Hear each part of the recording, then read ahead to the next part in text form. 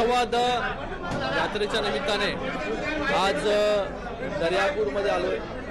याच्या पुढे रिसोड आहे, बाळापूर आहे, मेहकर आहे आणि उद्या मराठवाड्यातील काही विधानसभा तिथे मेळावे बैठका गाठीभेटीच्या आहेत या करणार आहोत आणि या जनसंवाद यात्रेच्या माध्यमाने महाराष्ट्रातील प्रत्येक विधानसभेमध्ये जाता येईल आणि तिकडची परिस्थिती कशा प्रकारची आहे, तिकडच्या विधानसभेची तयारी, त्याचबरोबर कशा प्रकारे योजना पोचल्या की नाही या सगळ्यांचा आढावा जो आहे तो या जनसंवाद यात्रेतून घेतला जातो आणि माननीय मुख्यमंत्री मोदयांपर्यंत या सगळ्या गोष्टी ज्या त्या पोहोचवण्याचं काम आणि पक्ष संघटना अजून कशी मजबूत होईल त्याच्यासाठी हा दौरा जो आहे तो आयोजित केलेला आहे।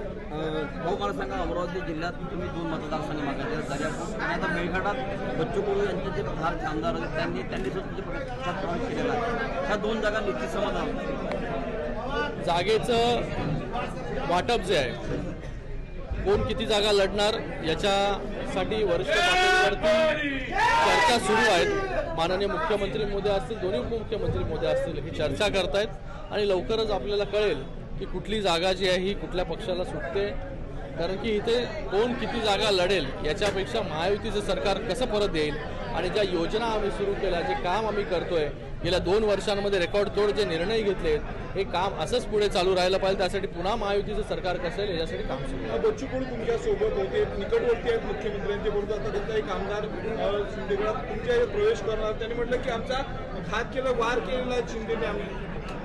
मला वाटतं आता त्या आमदारावरती आणि प्रत्येक इंडिव्हिज्युअलवरती डिपेंड असतं की बाबा त्याला कोणाच्या नेतृत्वाखाली काम करायचं। माननीय मुख्यमंत्री ज्या प्रकारे काम करतायत, त्यांना वाटलं असेल की बाबा मुख्यमंत्री मोदयांच्या नेतृत्वाखाली जे आहे ते मला काम करायचं, त्यांनी त्याचा निर्णय घेतलेला आहे। मुख्यमंत्र्यांचा कार्ट अशी टीका उद्धव ठाकरे, मला वाटतं मराठी भाषेला आता अभिजात भाषेचा दर्जा मिळालेला आहे, पण तरीही काही लोकांची भाषा जी आहे ती सुधारलेली नाही आणि ती म्हण आहे आपला तो बाब्या आणि दुसऱ्याचं कार्ट। आणि मला वाटतं मला ते शब्दप्रयोग करायचे नाही। तुम्ही ज्या खालच्या पातळीवरती येऊन टीका करता, अशी टीका माननीय मुख्यमंत्री मोदी देखील आपल्याला करत नाही, मला देखील त्याच्यामध्ये इंटरेस्ट नाही। पण फक्त आपल्याला एवढंच सांगू इच्छितो मी की आपल्या बाब्याने जे 2-2 आमदारांचा बळी घेतला, घरी बसवलं आणि स्वतः ती सीट क्लिअर करून घेतली वरळीची आणि मग निवडून आले, अशा परिस्थितीमध्ये मी नाही निवडून आलो, मी जनतेतून निवडून आलोय, फाईट करून निवडून आलोय आणि 3दा निवडून आलो।